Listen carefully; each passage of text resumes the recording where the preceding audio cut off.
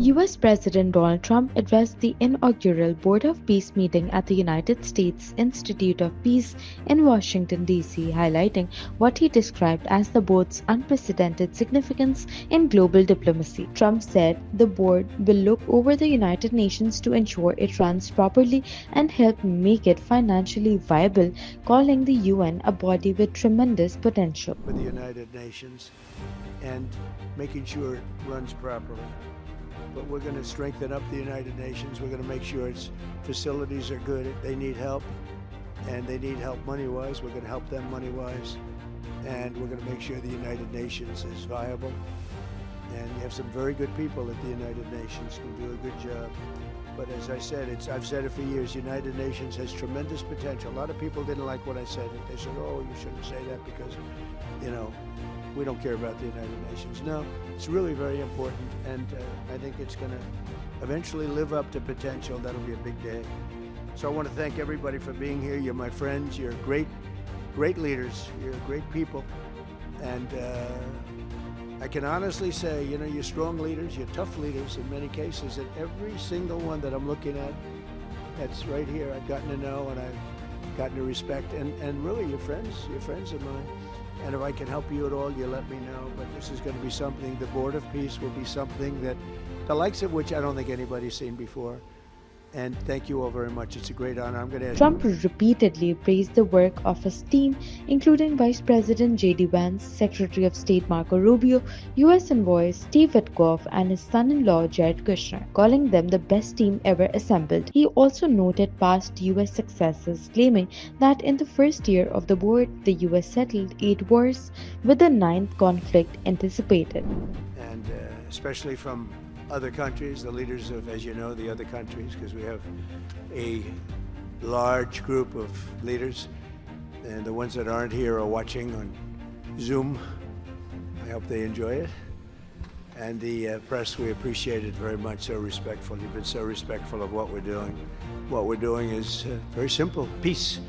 It's called the Board of Peace, and it's all about an easy word to say, but a hard word to produce, peace. But we're going to produce it. We've been doing a really good job, and some of these leaders that are with us have helped me very much during just this first year. We have a first year like probably no other ever in our country, because we settled 8 wars and I think a 9th to come.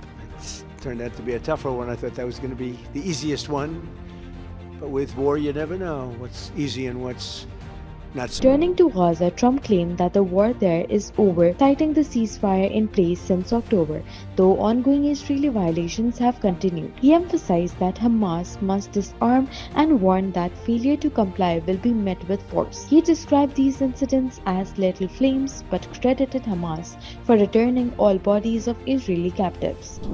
I think they're going to give up their weapons, which is what they promised.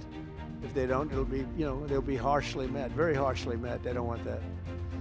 You know, all this stuff like they don't mind dying. They told me that's not true. Everyone said, oh, they don't mind dying. No, they don't want to die. They said, we don't want to die. People don't want to die. The ceasefire was held, and every last remaining hostage, both living and dead, has been returned back home. Think of that. That was an impossibility. And we did hundreds of hostages, but the last 20, and I always said to Steve and Jared, I said the last 20 are going to be very tough, very, very tough.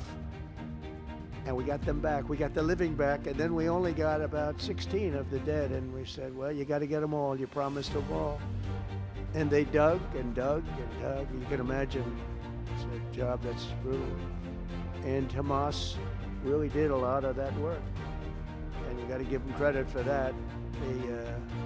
They brought the last one home a week ago, and we got all 28 of them, living and dead. The amazing thing, because I've never seen anything quite like it, The parents of the dead, they do. Trump outlined financial and military support for the boat's mission. The US has pledged $10 billion, while member countries including Kazakhstan, Azerbaijan, Morocco, Bahrain, Qatar, Saudi Arabia, Uzbekistan, Kuwait, and the UAE have committed over $7 billion. Indonesia, Albania, Kosovo, and Kazakhstan have pledged troops and police for an international stabilization force, with Egypt and Jordan providing training and support for a Palestinian police force. Highlighting development projects in Gaza, Trump said FIFA will raise $75 million for soccer-related initiatives, including fields and visits by top football stars. $75 million for projects in Gaza, and I think they're soccer-related, where you're doing fields and you're getting the greatest stars in the world to go there. People that are bigger stars than you and I, Johnny. I hate to say it, you know. I met one of your great stars who came to the White House, as you know, and my son was very excited. He's a great people. These are great people. And Johnny's going to bring the stars to the area, and they're really known. He also emphasized border peace and stability in the Middle East, stressing that going to war is 100 times more expensive than peace. There's nothing less expensive than peace. You know, when you go to wars, it costs you 100 times what it costs to make peace. And we have a man at the end right there that's smiling because... Pivoting to Iran, Trump called for the country to engage in a meaningful deal, warning that failure could threaten regional stability. He acknowledged positive talks between Iran and his envoys, including Kushner and Witkoff, while signaling a significant U.S. military buildup in the Gulf. They're meeting and they have a good relationship. Israel, as you know, with you could say Israel and numerous countries if you want to really know the truth. Israel and Iran, and we'll see where that goes. But when you think of Israel, we've done the biggest thing of all. We have peace in the Middle East right now. That's bigger than people said it couldn't be done. For 3,000 years, they've been talking about the Middle East. They said it couldn't be done. And you look at what's happened in Gaza.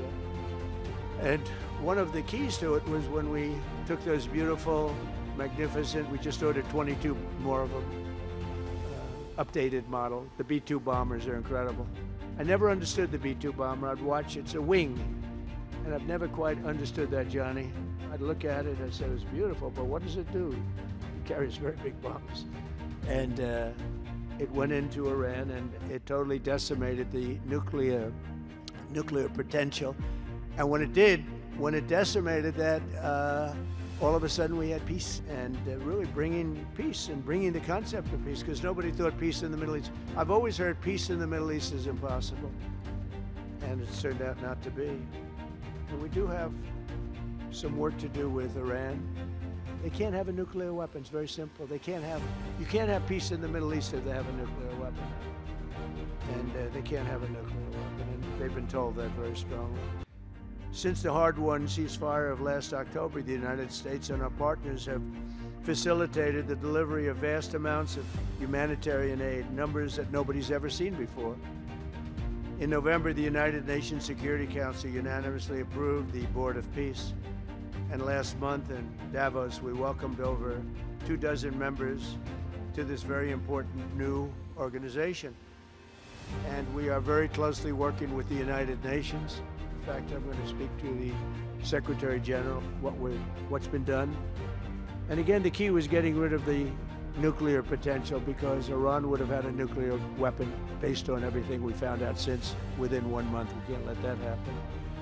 So many of our friends in Europe are attending today, and we're eager to have them become full members. They all want to become full members, and we've had a great response from Europe. And Europe is, you know, it's where I come from, where so many people come from that are in the United States. But we have a great relationship with Europe. We have a great head of NATO. He is a fantastic man, and he's doing a great job, really great job. I'm excited to announce that Norway has agreed to host an event bringing together the Board of Peace. Oh, I thought when I saw this note, I'm excited to announce that Norway, I thought they were going to say that they're giving me the Nobel Prize. Oh, saying it's impossible. All of these countries are working together around the vision of a Middle East that is free from the curse of extremism and terror, And now is time. And by the way, even people with extremism and preaching extremism, they're exhausted. They're tired. It's been going on for too many years. I don't care who you are. They're tired. They want peace. And now is the time for Iran to join us on a path that will complete what we're doing. And if they join us, that'll be great. If they don't join us, that'll be great too. But it'll be a very different path. They cannot continue to threaten the stability of the entire region, and they must make a deal. Or if that doesn't happen, I maybe can understand. If it doesn't happen, it doesn't happen. But bad things will happen if it doesn't. With the commitments announced today, the Board of Peace is proving that it does not just... Throughout his speech, Trump underscored the board's goal of making the peace stick, framing the Board of Peace as a historic, powerful, and highly prestigious effort to resolve conflicts around the world.